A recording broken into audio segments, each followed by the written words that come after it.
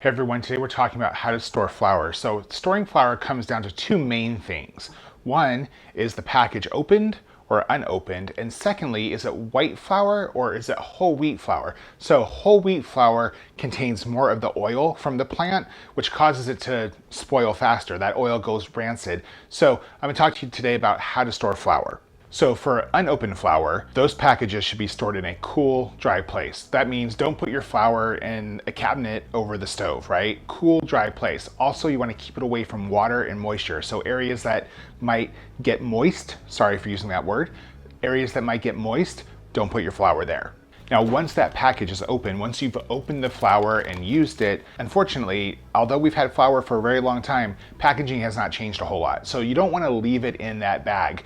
Whatever it came in is not going to be sufficient for storing flour. You want to transfer the flour to an airtight container. Really important, airtight container. Water is the enemy of flour until you get around to baking things or making bread. So you want an airtight container and then store it in a cool, dry place. That is, once it's opened. So I've told you how to store flour properly, right? But what is the shelf life of flour, whether you open it or not? Well, I'm gonna get to that right after this.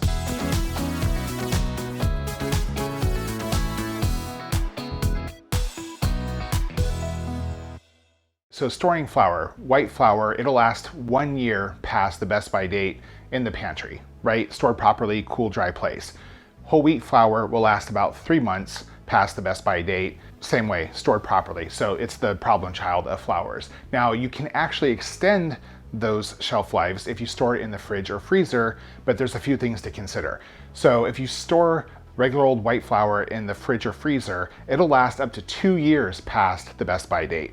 Problem child wheat flour, it's only gonna last about 6 months past the best by date stored in the freezer or the fridge. But because there's moisture in those environments, in the fridge and the freezer, you wanna make sure that you put them in an airtight container before you put it in the fridge or the freezer, whether it's opened or not, because you don't want any moisture to get into that flour. And that's how you store flour. If you like this video, give me a thumbs up. If there's something that you wanna see, hey, just drop a comment down below. If you like to cook like I do, I release new videos every week. Please subscribe. I'll see you guys next time.